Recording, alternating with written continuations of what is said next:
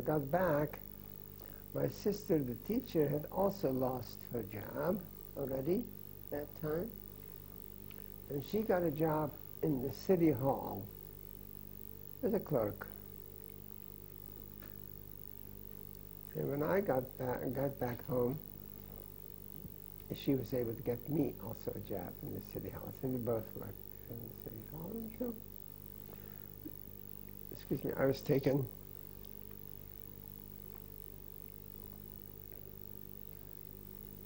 What was the influence on you that the Hungarian came to power? All right. That area? 1939 is when Hitler broke up Czechoslovakia. And you've probably heard about it, Czechia became a protectorate of Germany, and Slovakia became an independent state, a very anti-Semitic Slovakia was. In Ruthenia, he gave to the Hungarians as a prize for his loyalty, for Hungarians' loyalty. So I saw that I didn't know the language, so I sat down, I practically locked myself into a room for 6 months, and I learned the language sufficient to be able to get along. And there, and as I said, I got this job there, and I worked there till I was then taken into labor camp.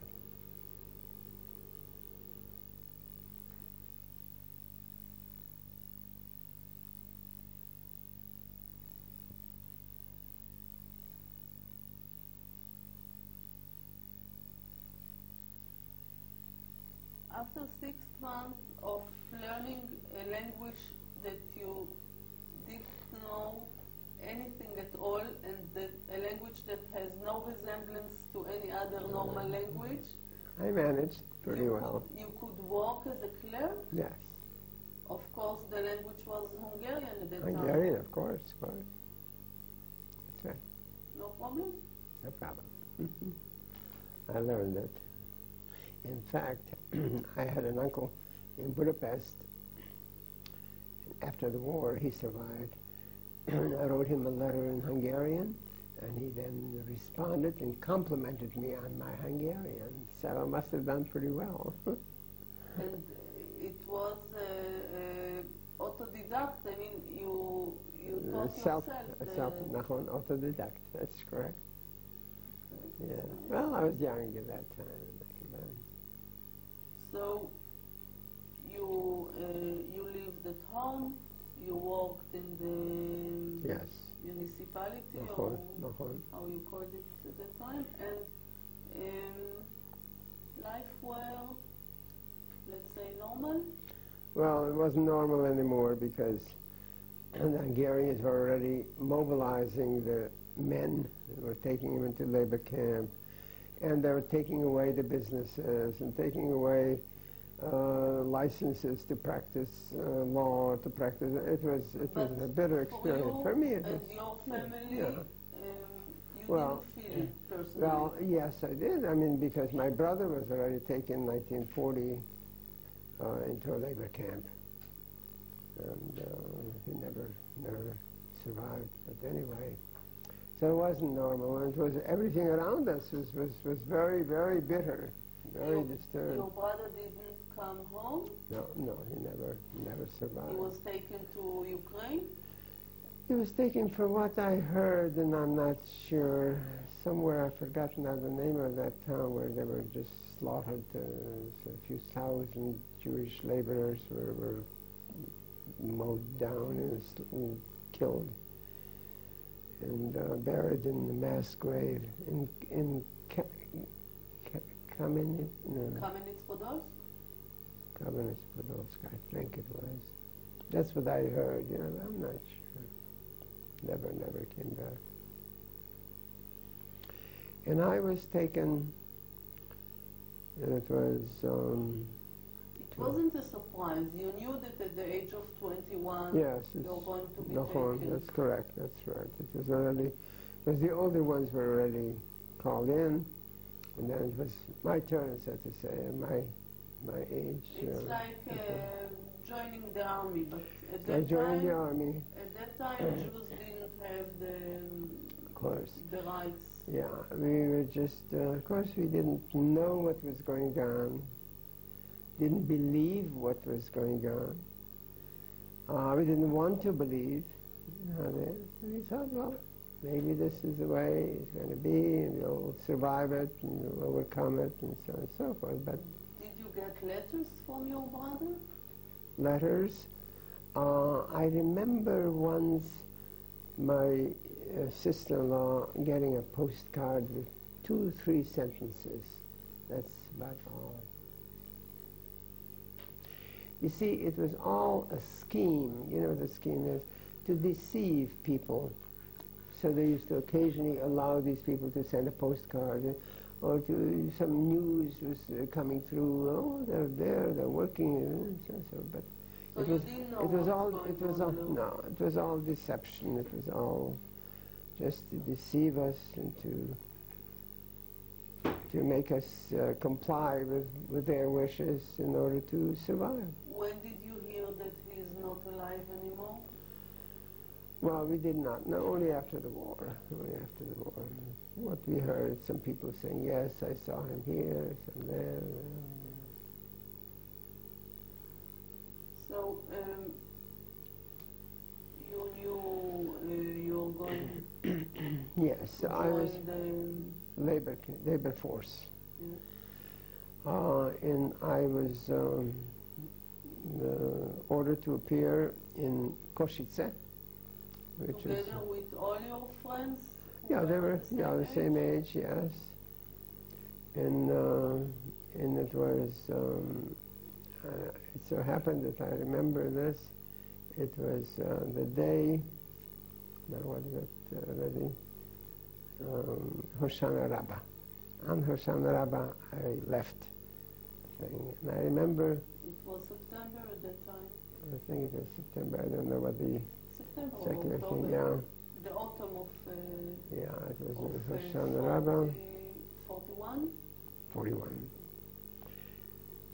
And my mother, may she rest in peace, made me, she was a good seamstress, pretty good. I mean, she made me a jacket and lined it with fur.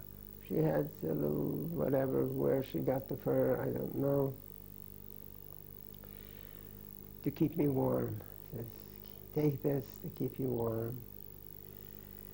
And I carried this around and it kept me warm for about 3 years, and then on the way, and I'll tell you a bit more about it, I had to throw it down because I couldn't carry it anymore. I was too weak and stuff.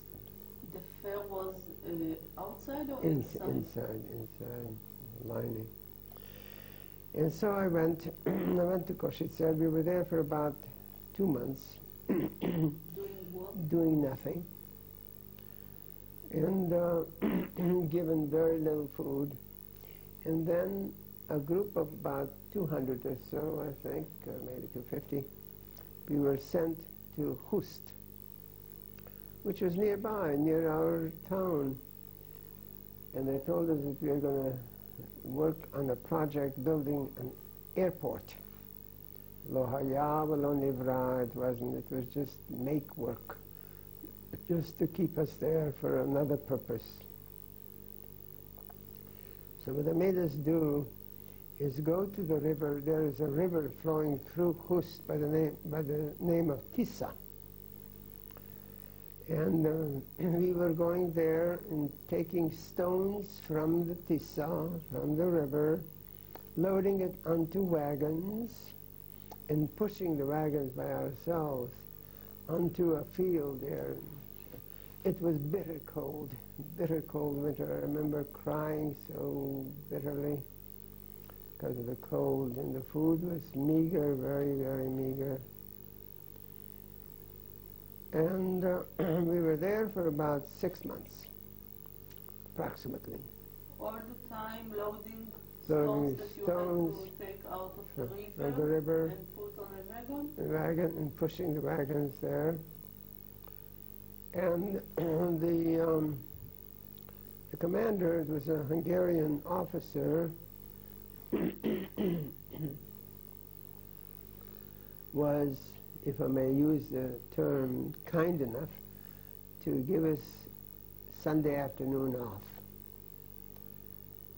which is a great treat.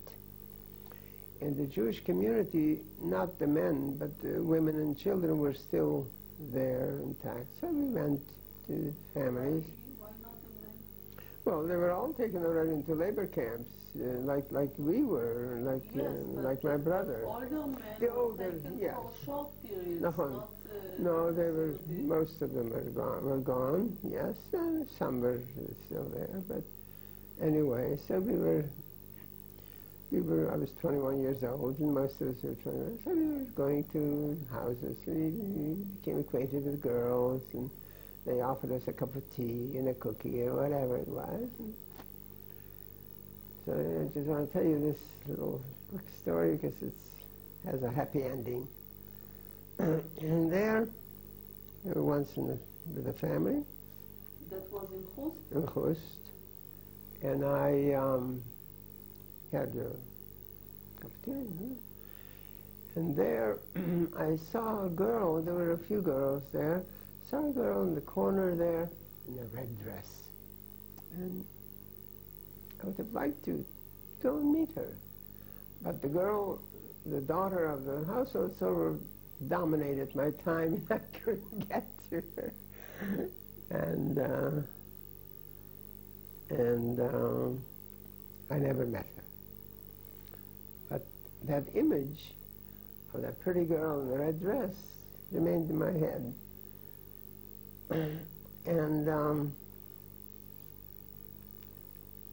then, of course, it was, there were very hard times when I didn't think of those things, or family or anything. It was just survival was the main instinct. But after liberation, and I was liberated in Theresienstadt, and I'll tell you about that after liberation. I wound up in Prague, and I'll tell you about that. And there I was in a rehab center, like they called it Charita, which was a name for charity, a charity house in Charita. There was one for men and one for women. And I was in that house there for a little while, and then I heard that there is one nearby where women are housed. And I thought, well, I'll go there. Maybe one of my sisters survived or something. I went there, and there was that girl. And she then became my wife. We married in Prague.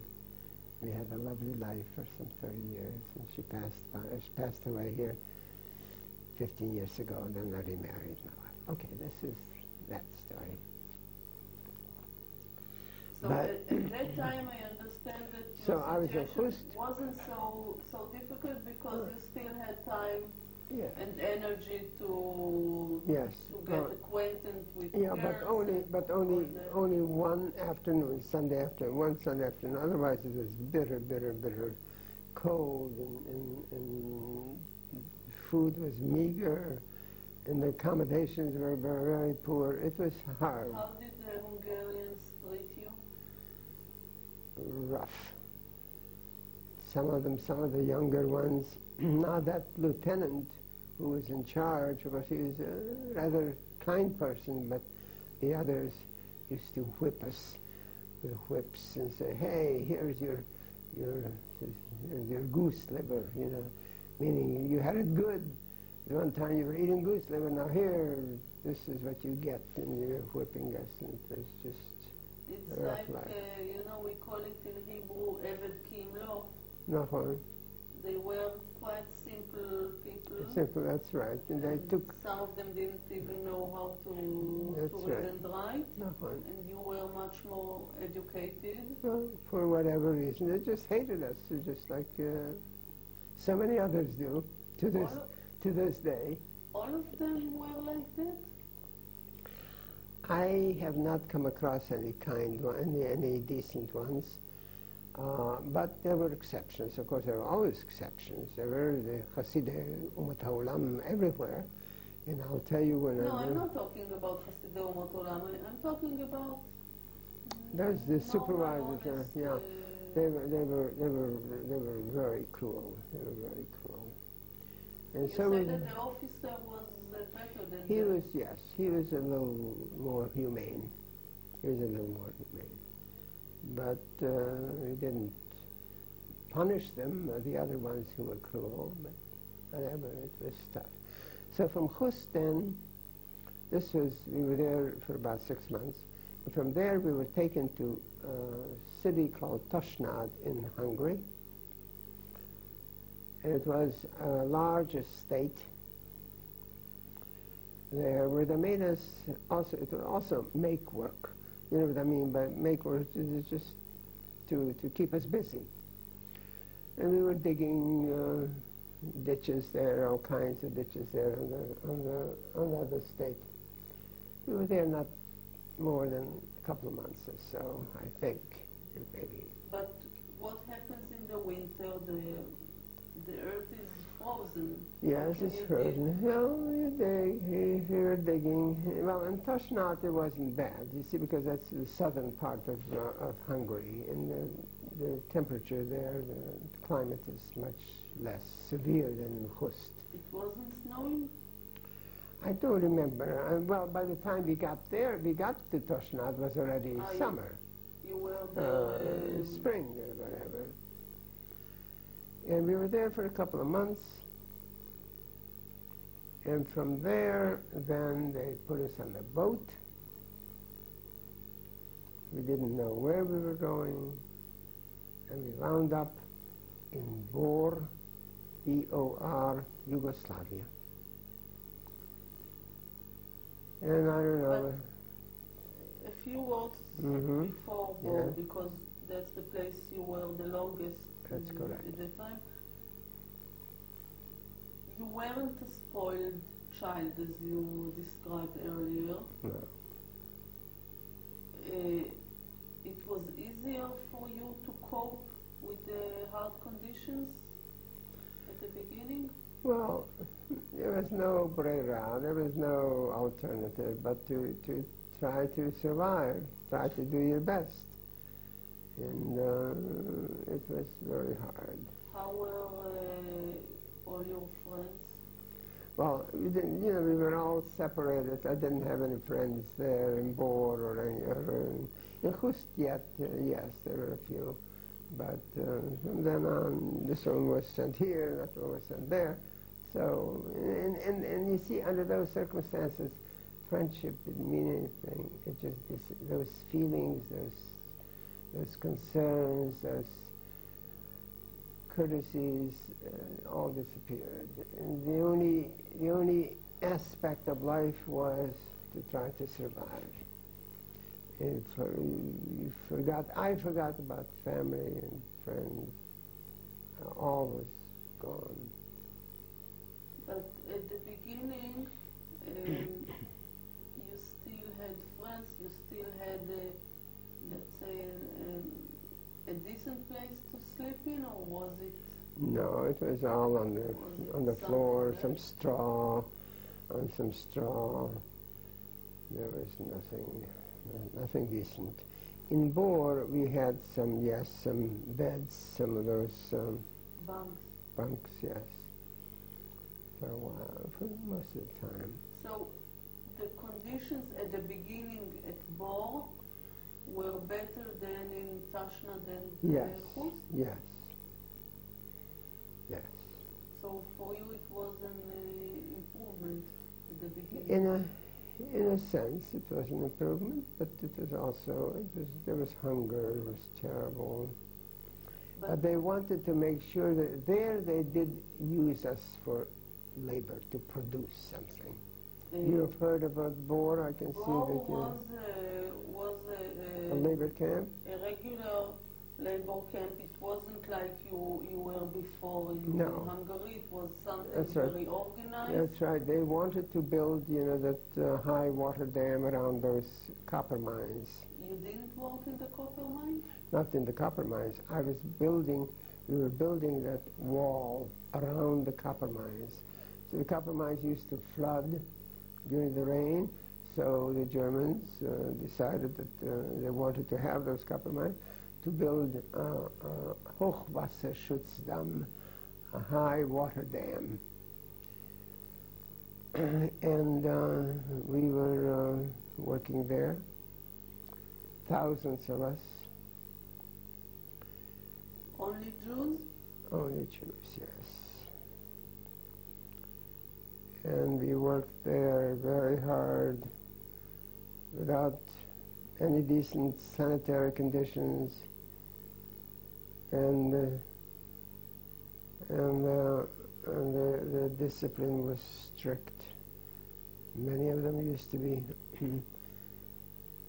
for the slightest transgression, they were thrown into jail, and the jail was nothing, and a hut, also built by us, with dirt in a cupboard, with a dark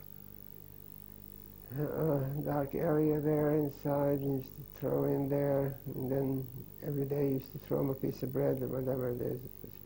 Nobody survived those things. But I remember some of the people who were thrown into jail for the slightest transgression.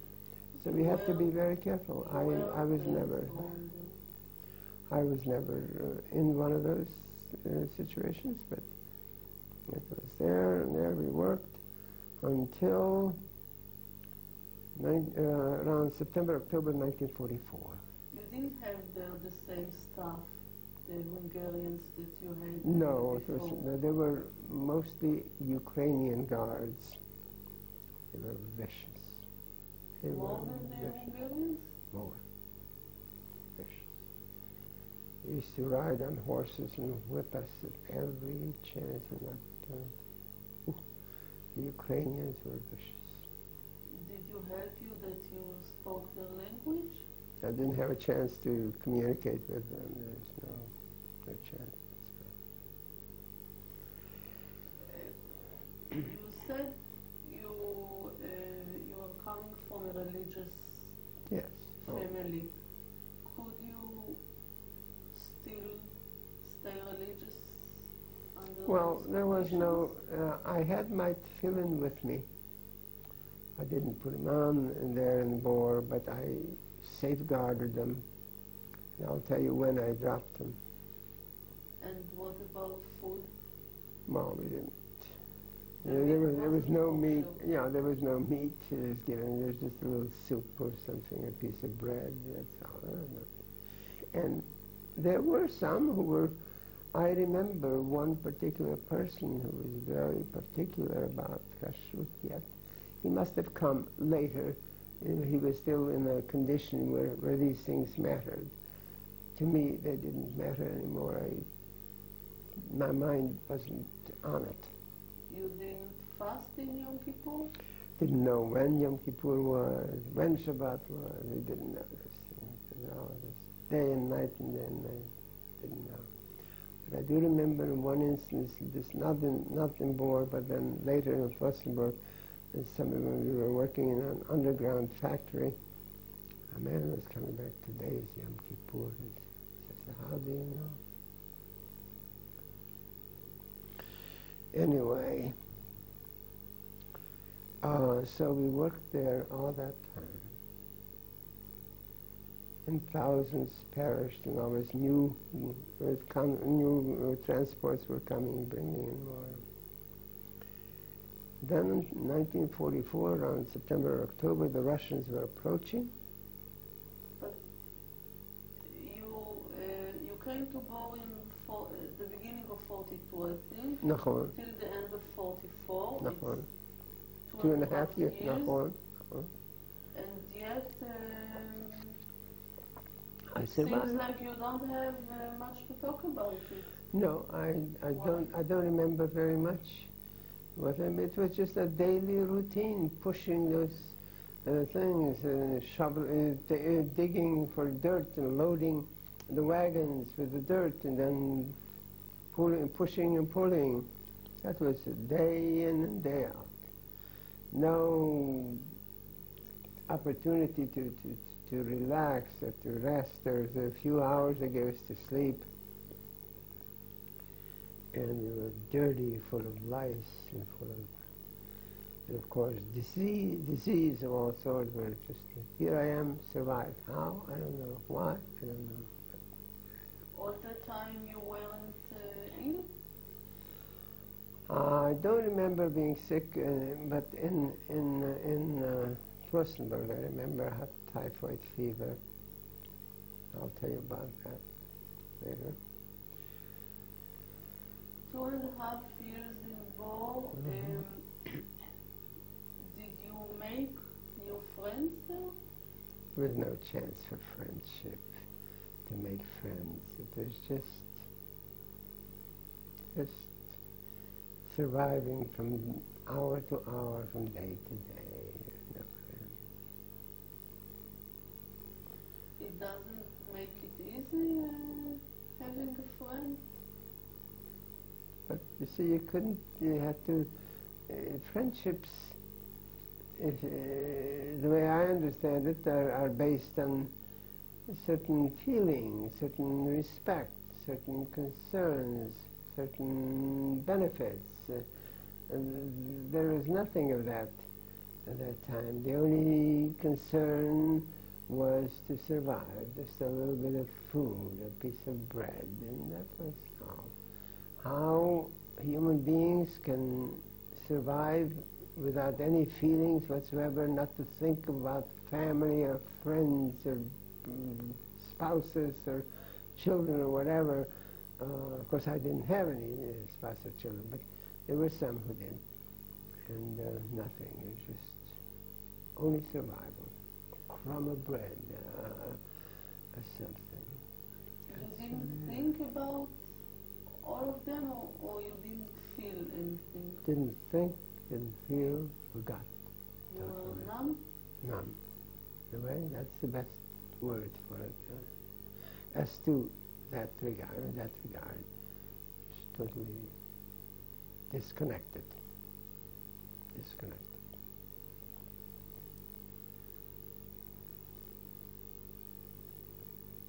Did you have any, I don't know, any lights in that dark, long time? Any lights? I don't remember any lights. I don't remember. I doubt it.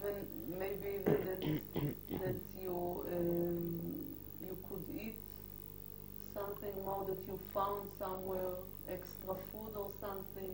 Yes, well, occasionally somebody died or something, and he had a little something with it, and of course he grabbed it, this kind of thing.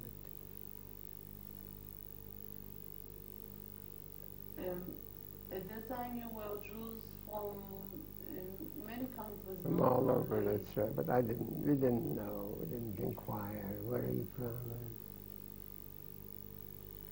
There was no such interest in anything. They reduced us to a level of inhumanity